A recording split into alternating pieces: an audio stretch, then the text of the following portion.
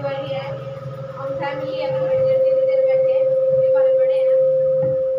ये बात सच है कि भी हमारे घर में बहुत जादू मंत्र चल रहा। आए थे जो भी परमेश्वर में आए थे, लेकिन परमेश्वर की सब कुछ जान के भी आज वो जानबूझ के पाप कर रहे हैं। कहते हैं कि जो हल पे हाथ रख के पीछे देखता है तो मेरे योग्य नहीं है, वाकई में वो परमेश्वर के योग्य रहे नहीं है।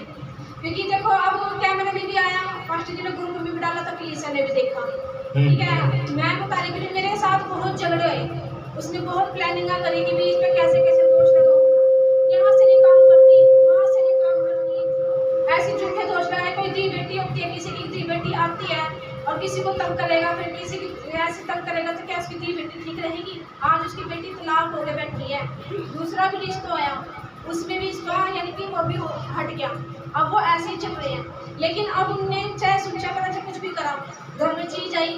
2 दिन पहले मैंने सोमवार को सूचा करना था, जो भी करना था, और 2 दिन पहले घर में चीज आई है। वो मुझे महसूस हो चुका था, अनुभव हो चुका था। 5:30 बजे, मैं 5 बजे ड्यूटी पे से आती हूँ, 5:30 बजे पास्टर जी मेरे पास आए, कहते हैं रसोई में चल प्रेयर कर। चीज जाने से पहले मैंने प्रेयर करी, मैंने कहा परमेश्वर मैं करती हूँ। फिर मैं राशन लेने जाना था, मैं तैयार हुई, फिर मेरे को शैतान ने बुला दिया।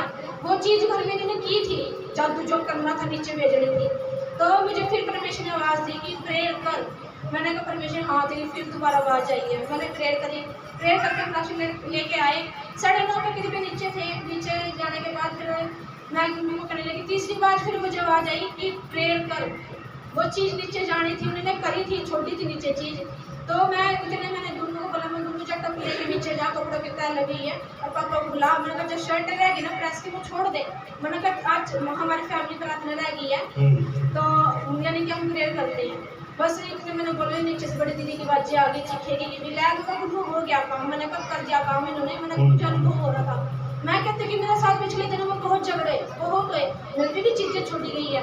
मैं ये कहती परमेश्वर इतना अच्छा है ना, आप सच कह रहे, बाइबल पढ़नी चाहिए, प्रार्थना करनी चाहिए, अगुवाई करता है, छोटी छोटी बातों की अगुवाई खुदा करता है। वो हमें बताता है कि हमें किस रास्ते से जाना है, किस रास्ते से नहीं जाना। यहाँ हमारे लिए दुश्मन बैठे हैं, यहाँ नहीं है, नहीं जाना। मेरे पे भी की गई चीजें, लेकिन मेरे का दाव चला नहीं, क्योंकि मैं दुआ प्रार्थना में ज्यादा रहती हूँ। हमारे रोजे चल रहे थे दोनों में के, मेरे बच्चों पे मेरे पे की गई, लेकिन मेरे को चला नहीं। उसकी लड़की 1 महीना अस्पताल में पड़ी थी, 1 महीना अस्पताल में रही।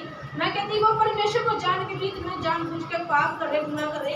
और मैंने सोमवार को सोचा कि यह तीसरा सोमवार आ गया, जो त्रिलोकपुर से आए हैं, हम सुन रहे बुराइयां तो नहीं करी उन्होंने, मैं अपने काम से सुनूंगा कोई बात नहीं। खुदा मुझे पल पल की अगुवाई करा, उनको बोलने दे रहे, तुमने शांत रहना है, मुझे तो कुछ लेना ही नहीं। मगर तेरे वचन मेरे अंदर मन में समाये पड़े कि हमें कहाँ से तू हमें अगुवाई करता, कहाँ की मुझे कहाँ पे बोलना चाहिए। क्योंकि परमेश्वर ने कहा हमारे पास शांति है, उनके पास शांति नहीं है।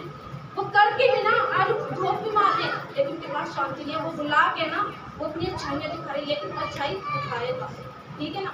और वही है, आज हम परमेश्वर में बिल्कुल शांति में है, बहुत अच्छे हैं। मुझे कोई मतलब नहीं है, मेरी तो जड़ में है, जड़ में फोड़े पर गमला भी रख रखा, ऊपर छत पे भी करते हैं, ठक ठक की आवाज भी आती है, सब कुछ होता है, मुझे महसूस भी होता है। लेकिन मुझे परमेश्वर कहता है प्रार्थना करो, मुझे पास्टर जी की दिखते हैं।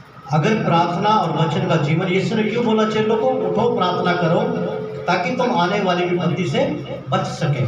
चाहता है वही परमेश्वर। हाँ, तो फिर तुम्हें ये कहने के दिन नहीं कि मेरे दिन खराब चल रहे, खराब तभी चलेंगे जब तुम उठोगे और प्रार्थना ना करोगे।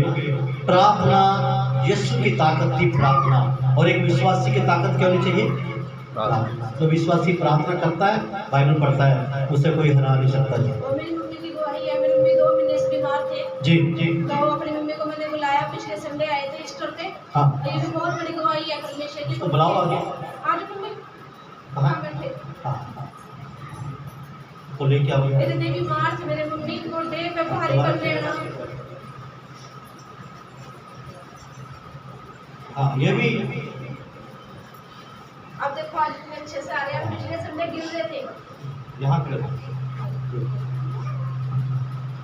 ये इनकी माता जी है, क्या नाम है आपका? भागवंती। ये लाडवा से है, और ये काफ़ी टाइम से चर्च नहीं आ रहे थे। कारण क्या था हमें नहीं पता, लेकिन शैतान घेरे पा रहा था। और ये पिछले संडे जब आए थे, तो पिछले संडे आए ना, सिर्फ पिछले संडे ईस्टर पर आए थे, लेकिन इनकी सिचुएशन ऐसी थी कि बहुत ज़्यादा खराब थी, लेकिन उस दिन ले हैंड हुआ, और जैसे ले हैंड हुआ, ले हैंड के बाद और हम 2 दिन बाद इनके घर पे गए तो इनके चेहरे पे फर्क था कि परमेश्वर ने उस शैतान से छुटकारा दिया, और आज आपके सामने है और काफ़ी ठीक है। तो पूछो। हाँ, मेरे मम्मी आए हैं, यानी कि मैं सुबह शाम दोनों टाइम माइक में बोलो। हाँ, फोन करती थी मम्मी की तबीयत पूछने के लिए। मम्मी यानी कि परेशान थी, आए करती रहती थी, मेरा मन दुखी होता था। फिर मैंने कहा मम्मी आप मेरे पास आ जाओ। ईस्टर पे आए, मेरे भाई भाभी भी आए, तो मैंने अपनी मम्मी को अपने पास ही रखा। मैं कहती कि 2 दिन भी नहीं हुए और ईस्टर पे ही फर्स्ट दिन ले हैंड करी, प्रार्थना करी, और यहाँ मम्मी बिल्कुल गिरने न हो रहे थे। मैंने पकड़ी अपने हाथ से, और घर जाकर 2 दिन के अंदर मेरी मम्मी को चंगाई मिली। मैं प्रभु का बहुत धन्यवाद करती हूँ, क्योंकि संडे का ईस्टर कितने दिन से बीमार थे?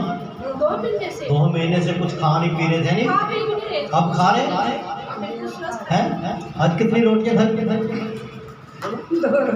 हाँ, 2 महीने से बीमार थे, कोई रोटी नहीं, लेकिन आज 2 रोटियां मिल गई हैं। हाँ जी, ठीक है, हाँ जी, खुश है? हाँ जी, घर जाना चाहिए हाँ जी, हाँ जी, या नहीं आना चाहिए?